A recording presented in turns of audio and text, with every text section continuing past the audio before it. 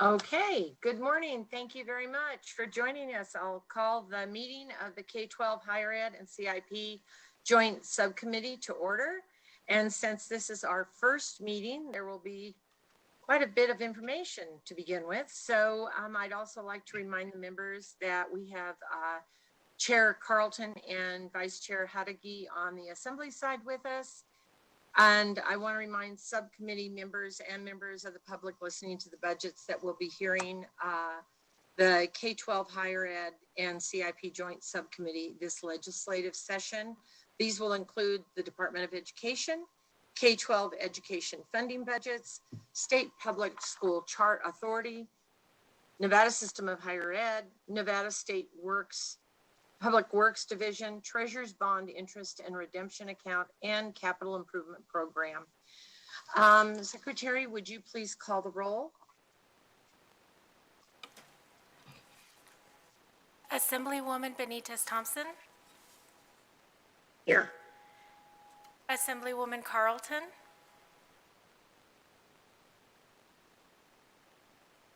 Here. Assemblyman Frierson. Here. Assemblywoman Gorlow. Here. Assemblyman Hafen. Here. Assemblywoman Howdigi. Here. Assemblyman Levitt. Here. Assemblyman Roberts. Here. Senator Canizaro.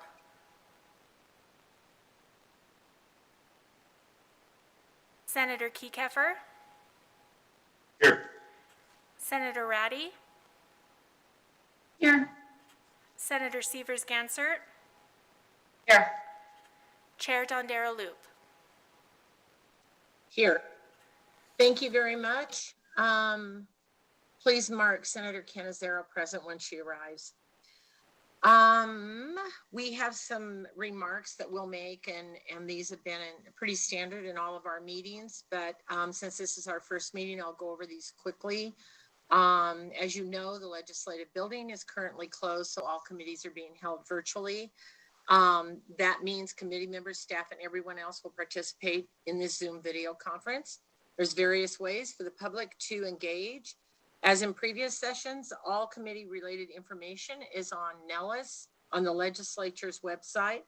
There are 4 ways to engage. You can participate in the committee meeting through the new system on Nellis, which places you in line to testify for public comment. You can submit written testimony to the committee, email, fax, the fax number listed on the agenda. You can share your opinion via the legislature's opinion application, or you can view committee meetings online through Nellis or on the legislature's YouTube channel. During the 2021 legislative session, to testify on a bill or to provide public comment, members of the public must first register for the meeting, and committee meetings are listed in several places on Nellis. To register, please simply click the participate button near the meeting or time, and then fill in the required information. And once you've done that, you'll receive an email with a confirmation number so that you can join.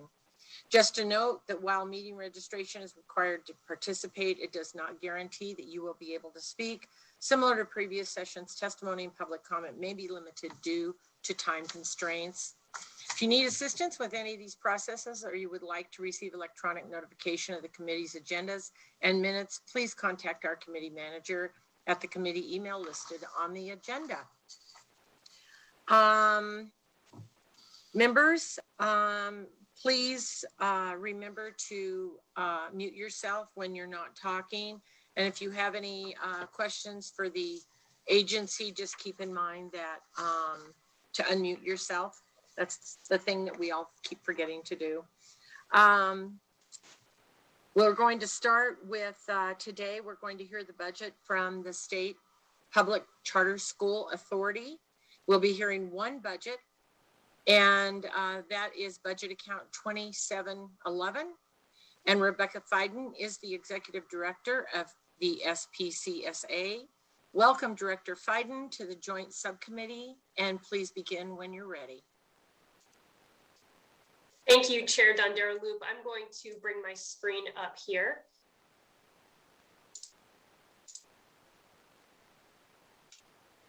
Okay, looks like that's working, and I'm sure someone will tell me if it's not. Good morning again. Thank you, Chair Dondero Loop and members of the committee. For the record, Rebecca Fiden, Executive Director of the State Public Charter School Authority. I also have Jennifer Bauer, the State Public Charter School Authority's Director of Finance and Operations, on the line with me today as well. Before I dive into budget account 2711, I'll provide some brief context on the State Public Charter School Authority and the schools that we oversee. As you know, public charter schools are tuition free and open to all students. Like district schools, they are required to administer all state assessments. Each school is governed by a volunteer board of directors and may not operate for profit. And each school is subject to a performance contract with a charter school sponsor, such as the State Public Charter School Authority. The State Public Charter School Authority was created in 2011 with three primary purposes. First, to authorize charter schools of high quality. Second, to provide oversight to those schools. And third, to serve as a model of best practices in charter school sponsoring. The State Public Charter School Authority Board approved a new 5-year strategic plan in December of 2019, centered around the vision of equitable access to diverse, innovative, and high-quality schools for every Nevada student.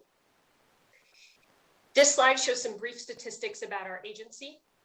We have a 9-member appointed board, 20 full-time employees, 2 offices, one located in Carson City and one in Las Vegas. And we are currently responsible for passing through an estimated $30 million in state and federal grants for this fiscal year. Please note this does not include emergency funding that was authorized in December of 2020, or obviously any future emergency funding that may be authorized. Currently, the State Public Charter School Authority has 67 charter school campuses located across 5 counties, with the majority of those campuses located in Clark County. Currently, the State Public Charter School Authority sponsored schools serve approximately 11% of Nevada's students. The next 2 slides show a summary of the State Public Charter School Authority's performance measures. First, we're focused on quality charter school authorizing with an aim of providing equitable access to high quality schools. We measure quality by looking at academic, financial, and organizational performance as shown on the left side of this slide. Overall, our schools are performing well along all 3 of these measures, and we've seen continued improvement over the recent years. Under our new strategic plan, we have a heightened focus on equity, and in particular are looking at the demographics of new students enrolling in our schools with an aim of ensuring that our schools serve a representative population of students. This graph shows noticeable progress since the adoption of our new strategic plan. Specifically, our new schools opened in this past fall had double the rate of students qualifying for free and reduced price lunch of those opened in the prior 2 years. And the new schools opened this past year also enrolled proportionately more English learners than the state average. We are pleased with this first year progress, but we also know we have room for continued improvement. Our second performance measure is focused on local educational agency support. Here, our aim is ensuring the success of all students, including those from historically underserved student groups. This data shows that most of the State Public Charter School Authority student groups are outperforming their state peers. Now I'll dive into the budget request specifically. This slide provides an overview of budget account 2711. In building the budget request, the agency took into account our peers nationally. This slide shows a comparison of the State Public Charter School Authority to the 2 most similar agencies in the country. In this case, both of these agencies are statewide charter school sponsors, and both also serve as local educational agencies. In particular, we see that the State Public Charter School Authority had fewer full-time employees per campus and per student when reviewing this national data. We also looked at projected growth in caseload from fiscal year 19 to fiscal years 22 and 23. Finally, we looked at our role as a local educational agency, or LEA. For those that are not familiar with this term, the federal government defines the roles of the state education agency in the state of Nevada, that's the Nevada Department of Education, as well as local education agencies, which are typically school districts. With regard to charter schools, in some states, each charter school is an LEA. And in some states, the sponsor, like the State Public Charter School Authority, is the LEA. As many of you know, historically, Nevada revised statutes deem the State Public Charter School Authority the LEA for the purpose of passing through federal funds. But in 2019, legislation amended Nevada revised statutes to clarify that the State Public Charter School Authority is the LEA for all purposes. This slide shows a summary of the role of an LEA. I won't read through all the details, but at a high level, being an LEA means the agency is responsible for ensuring and providing oversight for the implementation of effective educational programs outlined in federal and state statute as applicable. This includes 3 primary activities. First, providing training and technical assistance. Second, administering grants. And third, conducting risk-based monitoring of grant programs. With the change in statute, the State Public Charter School Authority has embraced our role as a local educational agency. We have taken on increased responsibility for ensuring effective implementation of programs. We've taken on additional grant programs, and as identified in the 2019 single audit, we are ensuring compliance with federal requirements for risk-based monitoring. The requested budget includes 4 proposed new positions as illustrated on this organizational chart, and those 4 positions are highlighted in gray. The 4 requested positions are listed here as well. Position control number 300 is to support the agency's work conducting site evaluations. Position number 303, 306, and 307 would support the local education agency function. Specifically, 303 is focused on the programmatic component, and 306 and 307 are focused on the fiscal component. This next 3 slides provide some rationale for the need for these 4 positions based on data collected by the agency. First, PCN 300 is an Education Programs Professional, or EPP, as you can see in the upper right-hand corner. As you're aware, the State Public Charter School Authority is required to conduct site evaluations in the 1st, 3rd, and 5th year of each charter school contract. These are conducted by at least 2 staff members and based on time tracking that occurred during the calendar year 2020. An average site evaluation took 50.4 staff hours. We have 1 full-time employee who is primarily focused on site evaluations, and 5 other staff members assist in conducting these site evaluations because, again, each one requires at least 2 staff members. At the bottom of this slide, you'll see projections for the next 2 years, which are based on conducting the minimum number of site evaluations as required in statute. Please keep in mind that this work is conducted during the school year and so is really limited to 9 months of the year. An additional education programs professional will add capacity for this important work. Now we'll move on to position 300, a education program supervisor. This requested position would add capacity to our school support team, who is tasked with overseeing the programmatic side of state and federal grant programs. Currently, we have 2 education programs professionals who each have a portfolio of schools that they support and oversee with regard to state and federal programs. Over the last 5 years, each of their respective portfolios has grown significantly without any additional capacity. The proposed education program supervisor would carry a slightly smaller caseload than the current EPPs, but would also be responsible for managing the programmatic side of our local education agency function and the support and oversight related to these state and federal grants. I'll quickly note that the 2020-2021 school year enrollment in this table is the actual validated count day number for the 2020-2021 school year. This number was not included in the governor's recommended budget, which only included the projection at that time.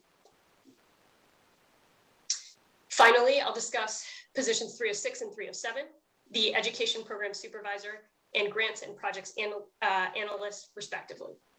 These positions would both be within the finance and operations team at the State Public Charter School Authority and would be dedicated to support and oversight for state and federal grants, particularly as it relates to the fiscal component.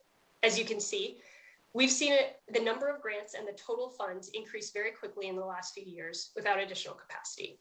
The proposed education program supervisor would provide dedicated capacity to steer the small grants team to ensure effective administration of state and federal grants.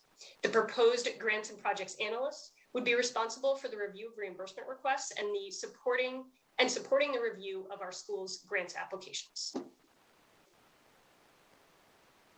Shifting gears, E-278 is a request for funds to enable the State Public Charter School Authority to be a member of the Nevada Association of School Superintendents. As a local educational agency focused on ensuring strong academic outcomes for students, school districts and the State Public Charter School Authority share many similar responsibilities and face similar challenges. Though the SPCSA is not a school district, the reality is our closest parallel in the state is in fact school districts. Through membership, the State Public Charter School Authority will have full access to monthly meetings, annual events, and multi-tiered training that would be provided for myself, as well as our leadership team and our school principals.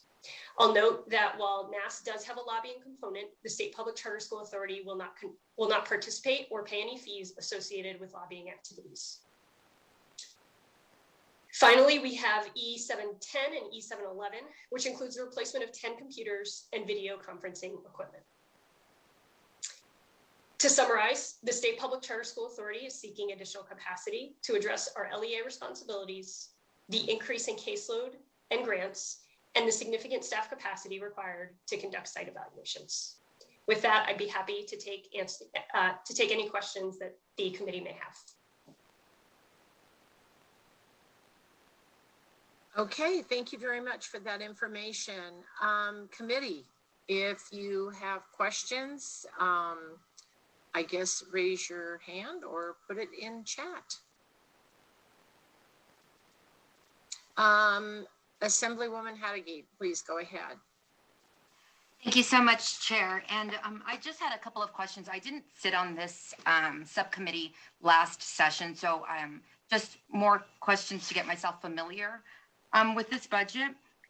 I understand that the SPCSA collects a fee off the per pupil funding, and you can collect up to 2%, but you only collected last year 1.25%.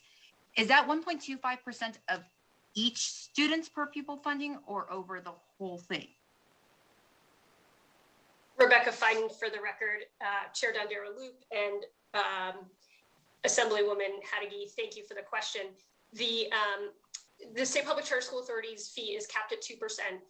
Historically, we had charged 1.5% and reduced that last biennium to 1.25%. And that is 1.25% of the per pupil distributive student account. So you could effectively take the amount that a school would get from the Department of Education per pupil and take 1.25% of that, and that would be the fees that the Charter Authority takes and uses largely for operational costs. Okay, perfect. Follow-up, Chair? Please go ahead. Okay, perfect. You answered my next question. What are the fees used for? But it's for operational expenses. Okay. And then I know that the Charter School Authority also provides financial support to its board members. Could you walk me through what kind of financial support you provide your board members? Rebecca Fiden, for the record, may I ask to clarify, are you speaking about board members of the Charter Authority or board members of our schools? Board members of the Charter School Authority. Thank you for the question. Board members of the Charter Authority receive a small stipend for their time. I believe it's $80 per board meeting that they attend. And then we also have a small budget account associated with board members that's used for travel, for operational costs, and for sometimes trainings that we are able to pay for our board to participate in trainings. Okay. And Madam Chair, if I could, just one last question. Please. Okay. And now I'm assuming as a result of the audit, which created the corrective action plan, you're needing that additional staff. Could you kind of walk me through what the audit found and what's included in that corrective action plan? Rebecca Fiden, for the record, thank you for the question.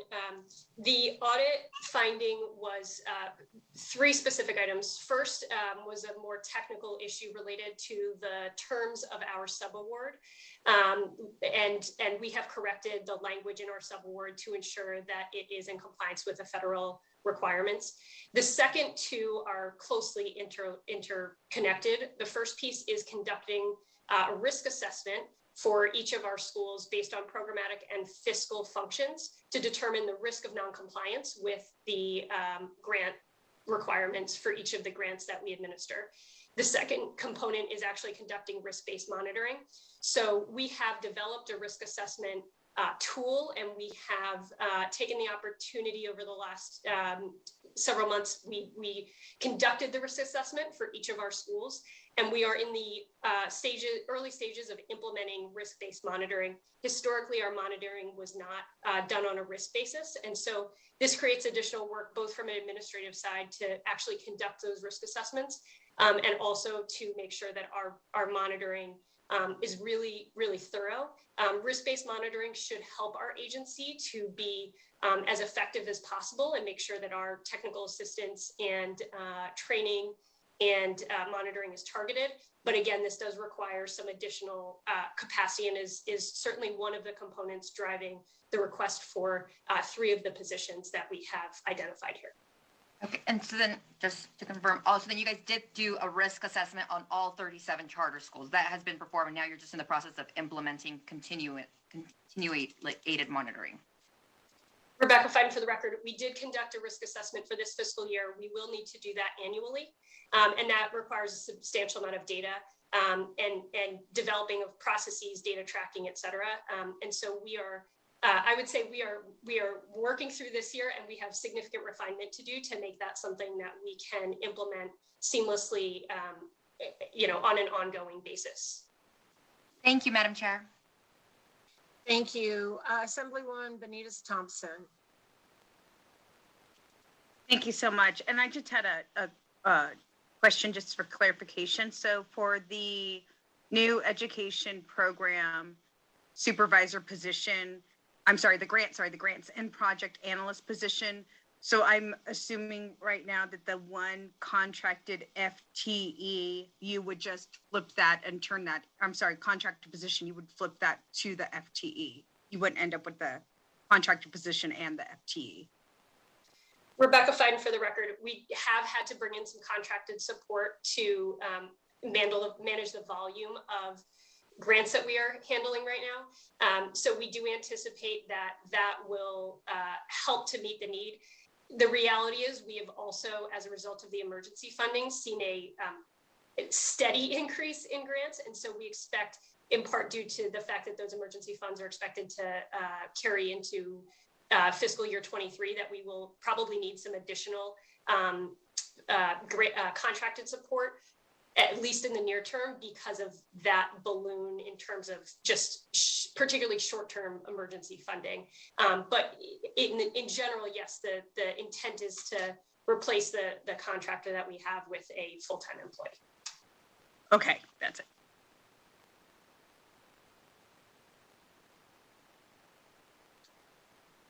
Okay, additional questions?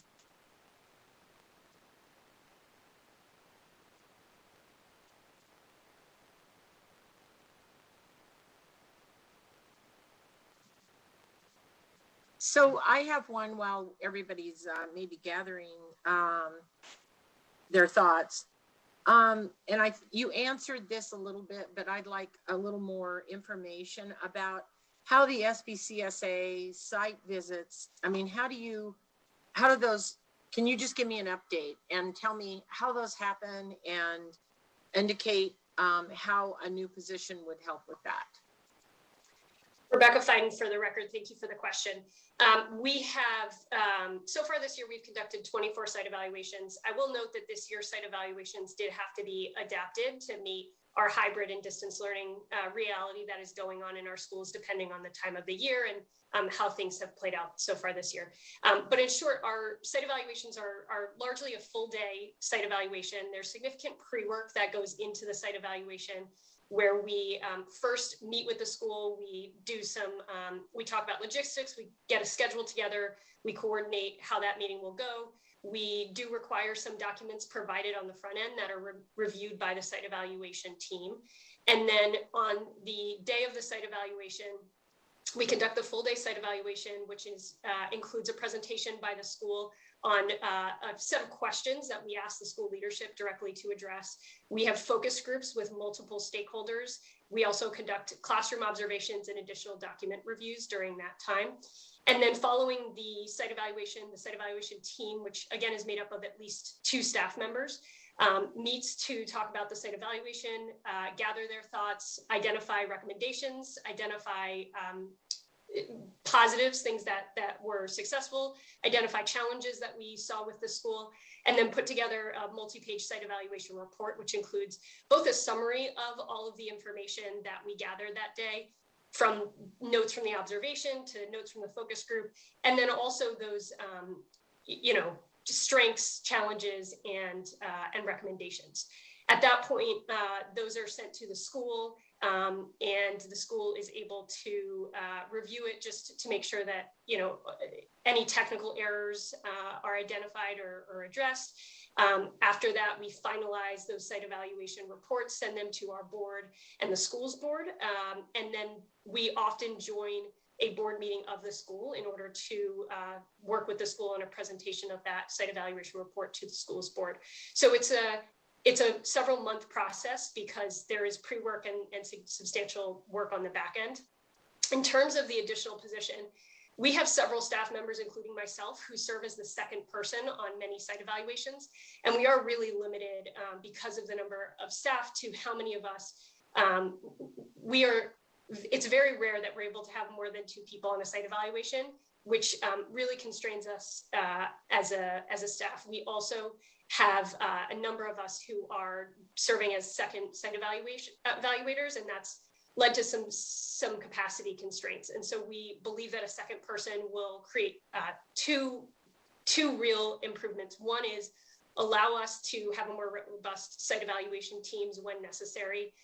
2, to conduct additional site evaluations beyond just the statutory minimum required when we need to. And then the third piece is we really want to make sure these site evaluations are as high impact as possible. And we have an initiative that we've started this year to identify how we can more effectively disseminate the data and information that we collect, rather than having it just just go to the school, just go to our board. There's a tremendous amount of data, and we'd like to do a better job of disseminating some of the best practices that are identified.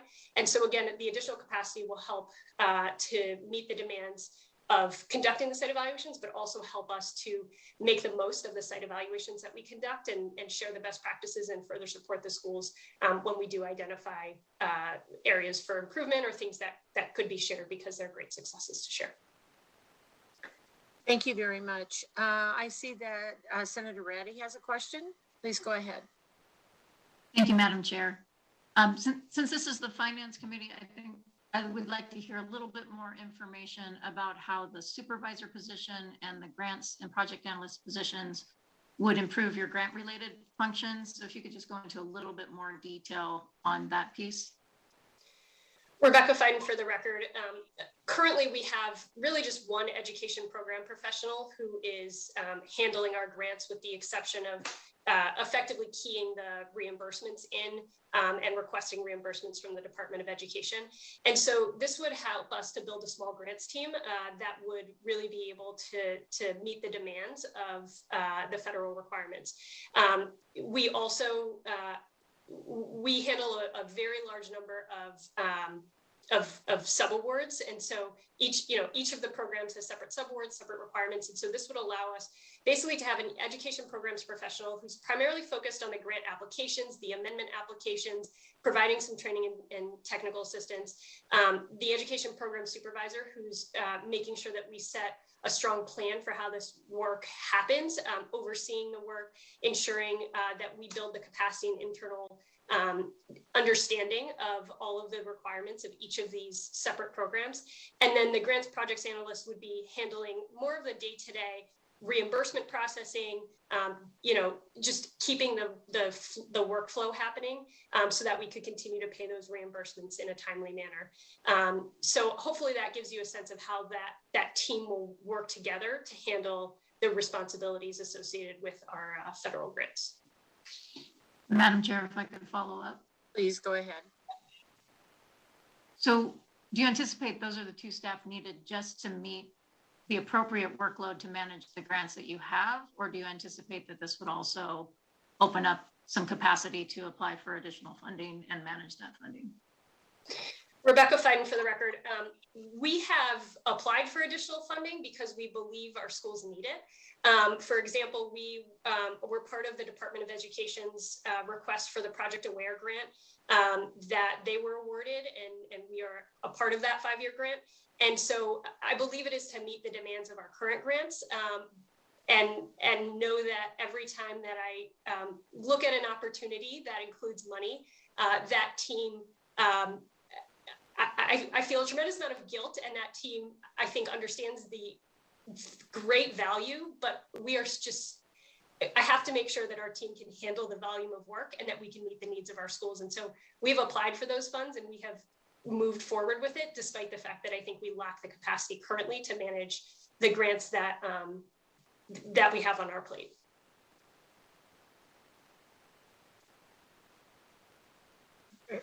Thank you, Senator Ratty.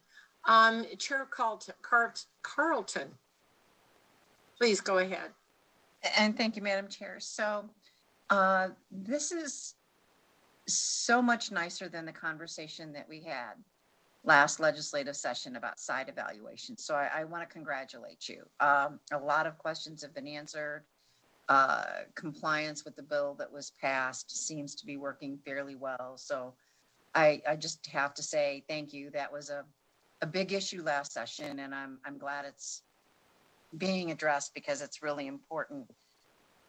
I guess what I want to really get to is, will these positions be enough? If you had one person go out, let's say, would you still be able to get the site evaluations done and get the other work done, knowing that a lot of this is funded federally and then through your 1.25%? Is this really enough people to make sure that you can stay in compliance with the audit and that we can really get a feel for what's going on and be able to monitor what's going on in the schools with all the changes that we're looking at over the next year? We don't know what next school year is going to look like. So when I look at balance forwards and the grants and where you are right now with your reserves, is this really what you need to get it done? Or do you need another couple of folks to be able to really get into these evaluations and be able to address the issues in the audit? Rebecca Fiden for the record. We are not a general funded agency. To your point, we rely on our fees as well as the some administrative dollars from our grants in order to fund the agency's activities. We believe that these positions will certainly put us on the direction to be better suited to meet the demands. I certainly believe this will be a significant step forward. We also recognize that we are in the middle of a financial crisis and a national emergency. And so aim to identify positions that we thought were most necessary. Certainly there is more work that we would like to do. I believe these positions will certainly put us in a better place to do the work we currently have on our plates, but down the road, should the financial circumstances look better, I expect that we may come forward with a future request for additional positions. Again, I think this will help us to be better positioned, but certainly down the road, I think we could use additional staff to be best positioned to meet the demands of our work. And thank you, Madam Chair, but this is not a general fund agency. I believe it's important that charter schools are monitored just like every other school. The reserves are fairly significant. The grant funding is coming in. There is a lot of work for them to do catching up. And we just don't want to go through the same conversation that we went through before. And we now know that in statute, these site evaluations have to be done in a timely manner. And I'm just concerned that with the volume of work, as was stated in the previous conversation, that this may not be the appropriate amount of staff to make sure that everything is monitored the way it would need to be. So we can continue this conversation further, but I just wanted to make sure that that was on the record. They're on the right path. I just don't want to see them go backwards instead of forwards. So thank you, Madam Chair.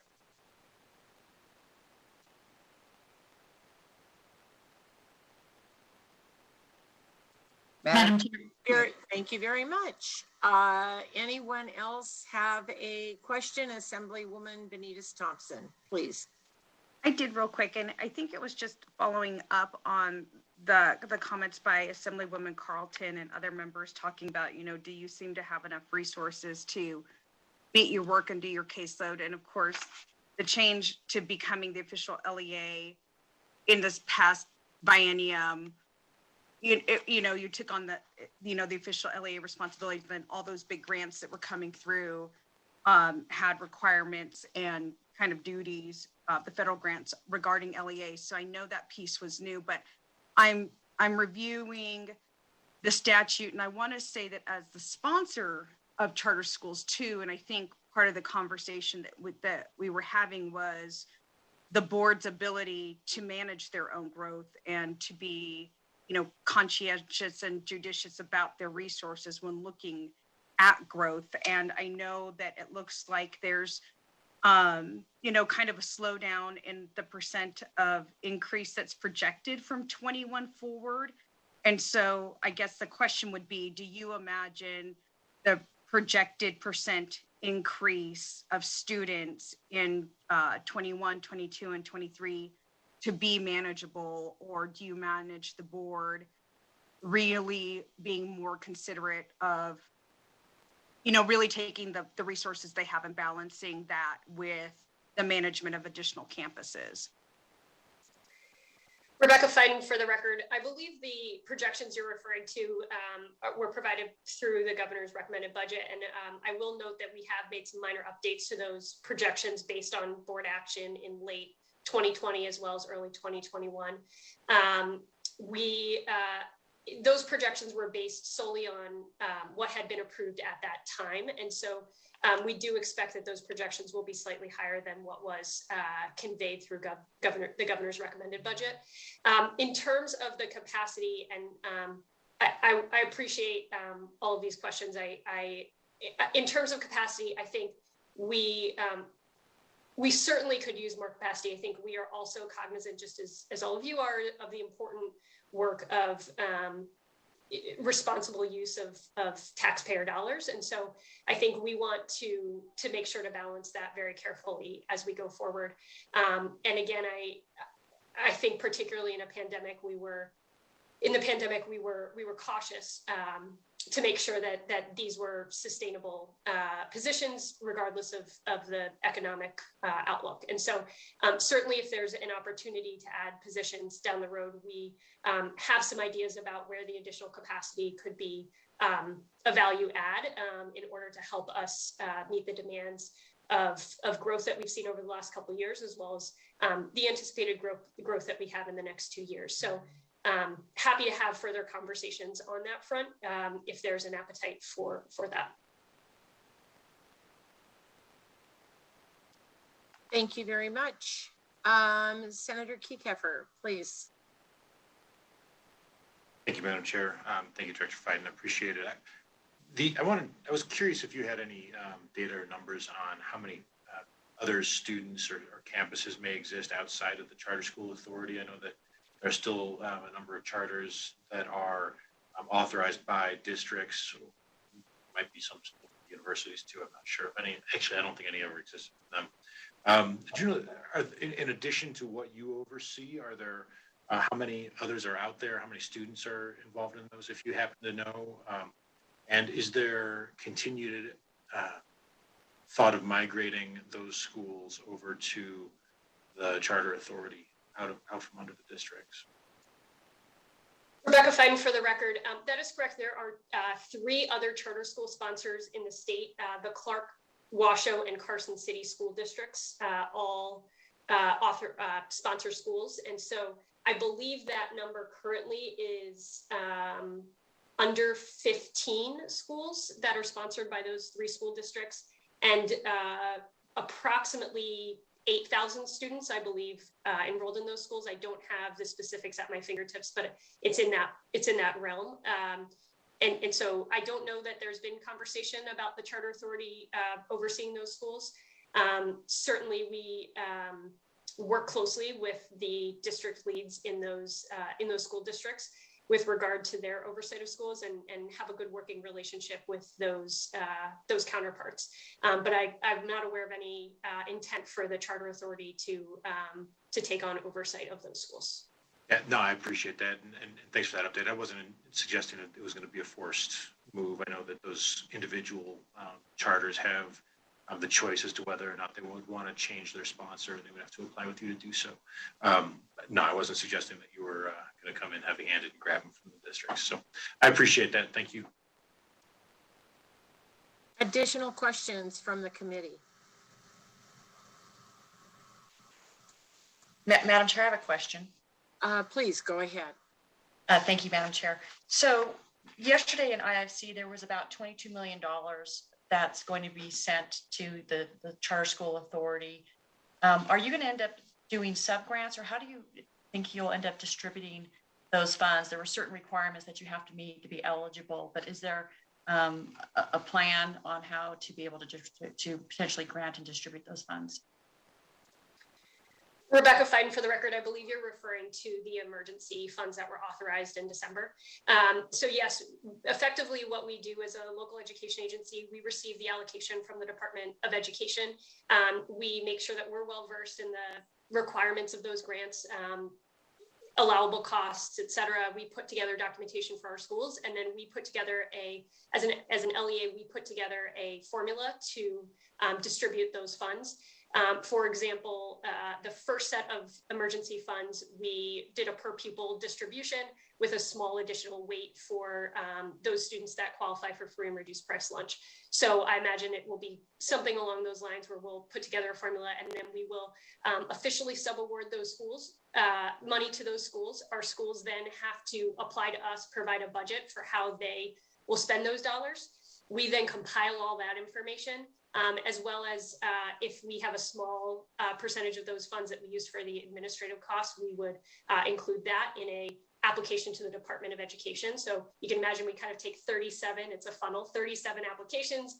We kind of build that entire budget together. We send it to the Department of Ed, and then we go back and forth with the Department of Education and often have to go back to our schools to make any revisions prior to approval from the department. Once we get a full approval from the department, we then officially sub-award to the schools, make sure those sub-award agreements are executed, and then we can initiate the reimbursement process where schools come to us, we will reimburse them, and then we take those stack of reimbursements, we go to the Department of Ed, and the Department of Ed will then reimburse us for the funds that we distributed to schools. So hopefully that gives you a little summary of the process. That's very helpful, thank you. And then one other question. You mentioned there's probably about 15 schools that are outside of the state charter school authority. And so do they have access to those funds too, or is it just the ones that are sponsored through the state charter school authority? Rebecca Fiden, for the record, my understanding is, for example, the Clark County School District will subaward a small percentage of the funds that they receive for the school district to their charter schools for the same type of allowable expenses. Thank you, and thank you, Madam Chair. You're welcome. Additional questions from the committee or comments? Okay, seeing none, I will thank you, Ms. Fiden, and we'll move forward with public comment.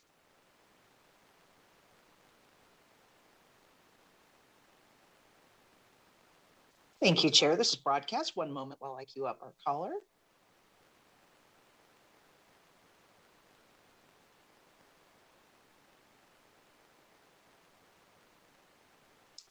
Caller with the last three digits, 577. Please slowly state and spell your name for the record. You will have 2 minutes and may begin. Good morning, Chris Daly, D-A-L-Y, Nevada State Education Association, the voice of Nevada educators for over 120 years. This morning, we thought it may be helpful for the committee to provide another perspective on Nevada charter schools. During last session, NCA pushed for greater accountability for charter schools. While our proposal to cap charter school expansion was not successful, the legislature did pass a 5-year growth management plan for charters. Interestingly enough, while the Charter School Authority was developing this growth management plan, they also approved nearly 5,000 new charter slots. While Ms. Biden is correct to point to some improvement since last session, including actually conducting site visits by the State Public Charter School Authority, let's be honest with each other. The Charter Authority is now only clearing a relatively low bar of accountability. While it is great the Charter Authority has begun to address the baked-in biases against disadvantaged students, when looking at the overall charter student population, charter schools still serve proportionally fewer at-risk students, English learners, and students with disabilities. Even with progress on more diversity and new charter seats, there is absolutely no path for charters to achieve parity in the foreseeable future. And during the pandemic, look what charter schools did. Many of them gamed the system by triple dipping, taking state funds, CARES Act funds, and PPP funds, all while playing by their own set of rules. Meanwhile, the charter authorities exhibit little effort to slow the growth of charters until charter schools serve an equivalent percentage of at-risk students, English learners, and students with disabilities, and until charters are held to the same standards as our neighborhood public schools, they are a force against education equity and a drain on our system of neighborhood public schools. Thank you. Chair, the public line is open and working, and there are no additional callers at this time. Thank you much. And if there's no more public comment, I appreciate all of you being patient with me on this first committee, and we will adjourn. Thank you.